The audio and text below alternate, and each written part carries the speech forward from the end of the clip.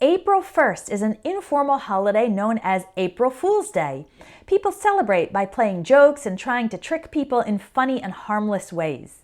You might be wondering about this word, fool. How is it used in English? I'll teach you all about it in today's lesson. First, let's work on the pronunciation. Fool has an oo sound, the same as in food and rude. It's different from the word full, which has an sound, like the same as in pull. It's a very small difference. Fool, full. Fool is both a noun and a verb. As a verb, it means to deceive or trick someone, to make them believe something that isn't true. For example, sometimes kids pretend to be sick in order to fool their parents into letting them stay home from school. It's also common to say when someone attempts deception, but they're not fooling anybody, meaning their deception isn't working. For example, a woman who wears big fake diamond jewelry but is always asking her friends for money. She's pretending to be rich, but she's not fooling anybody. It's obvious she's not really rich. The word fool as a noun refers to a person who doesn't have good judgment, is rather stupid, and does things that are not wise. For example, a guy who buys a new car and immediately drives too fast and crashes it into a tree. He could be described as a fool. Remember, calling someone a fool is similar to calling the person an idiot. It is an insult and it would be considered offensive, so be careful about applying this label to people.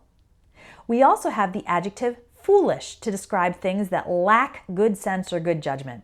For example, he made the foolish decision to drop out of college in his final semester with $100,000 of student loan debt. So that decision was not very smart. It was foolish.